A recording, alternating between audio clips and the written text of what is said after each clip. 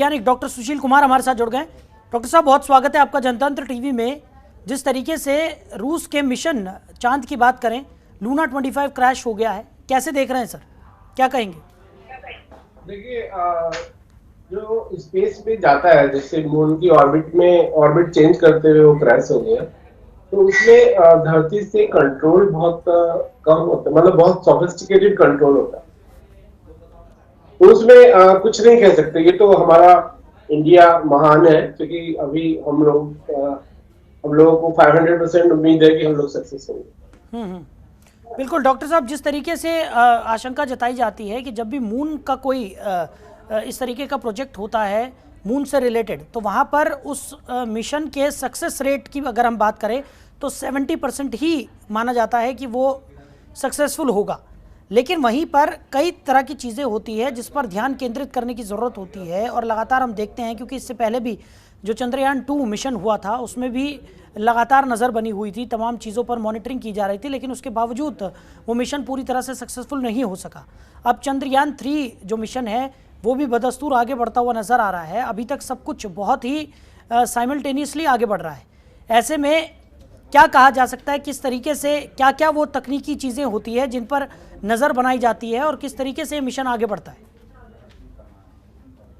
देखिए, सबसे इम्पोर्टेंट, चूंकि रोवर को उन्हें सॉफ्ट लैंडर को सॉफ्ट लैंडिंग करनी है, और फिर रोवर्स को उसकी पिक्चर्स लेनी है और बाकी काम करना है, वहाँ का केमिकल एनालिसिस जो भी करना है। तो सबसे इम्पोर्टेंट है कि 25 किलोमीटर आपने बताया, अभी हम पहुंच गए हैं और उसकी लैंडिंग होगी, तो उसमें वहां पर बेसिकली बहुत सारी प्रॉब्लम्स तो होती ही है। और दूसरा ये है कि इसमें जो अभी जो वेट कर रहे हैं हम लोग 23 अगस्त का, कि उसमें उस समय जब सूरज की रोशनी होगी वहां पर, उसका वेट कर रहे हैं कि वो इवनिंग के टाइम में उसे उतारेंगे और सॉफ्ट लैंडिंग होगी। तो जो प्रॉब्लम्स है इस बार उनका पूरा ध्यान रखा गया है, क्योंकि इस मिशन का जो मेन एम है वो बेसिकली हमारे लैंडर को सक्सेसफुल उस पर उतारना है। तो उसमें जो भी जो टेक्निक जो उन्होंने इस बार जो सोफिस्टिकेटेड टेक्निक यूज की है, उसमें जो मेथोडोलॉजी यूज की, जो एआई यूज किया है, वो सर्टेनली इस बार हम लोग सक्सेस होंगे उसमें।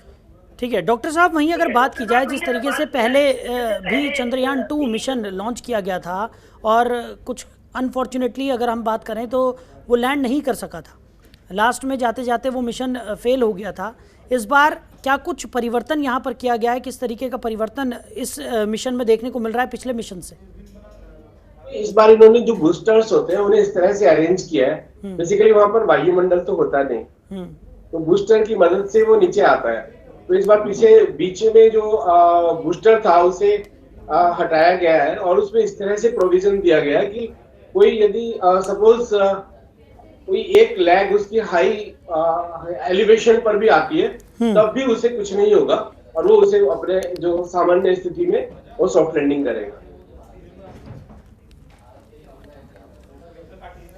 अच्छा डॉक्टर साहब, जिस तरीके से आपने कहा कि इस बार काफ़ी ज़्यादा चेंजेस यहाँ पर किए गए हैं, लैंडिंग को लेकर लगातार हम कोशिश कर रहे हैं कि जो लैंडिंग होने वाली है वो सॉफ्ट लैंडिंग हो और सब कुछ बहुत अच्छे से हो जाए। इस बार अगर लैंडिंग बहुत ही अच्छे तरीके से हो जाती है तो कितना महत्वपूर्ण ये मिशन हो जाएगा और कितनी बड़ी सफलता इसे माना जा सकता है?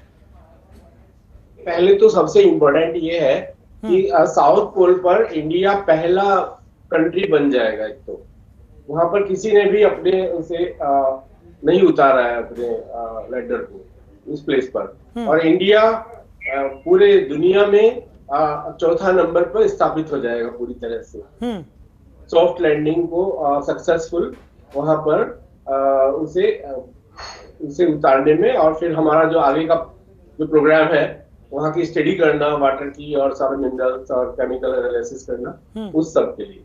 ठीक, वैज्ञानिक दृष्टिकोण से अगर हम बात करें, क्योंकि आप खुद एक वैज्ञानिक हैं और आप लगातार नज़र बनाए हुए होंगे इस पूरे मिशन पर, अगर वैज्ञानिक दृष्टिकोण से अगर हम बात करें तो स्पेस की राह पर कितना आगे भारत इस मिशन के बाद पहुंच जाएगा अगर ये मिशन सफलतापूर्वक कंप्लीट हो जाता है तो?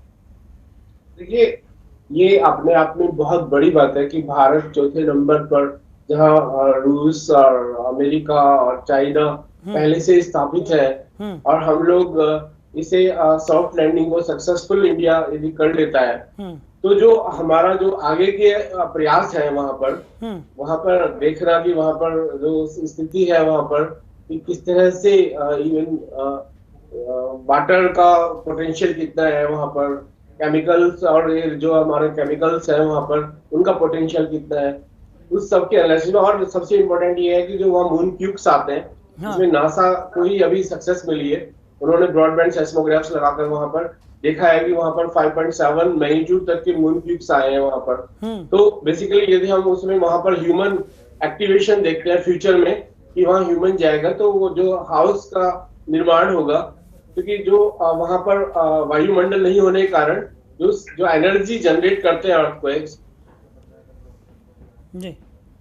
चलिए डॉक्टर सुशील, हमारे साथ जुड़ने के लिए और तमाम जानकारियों के लिए आपका बहुत शुक्रिया।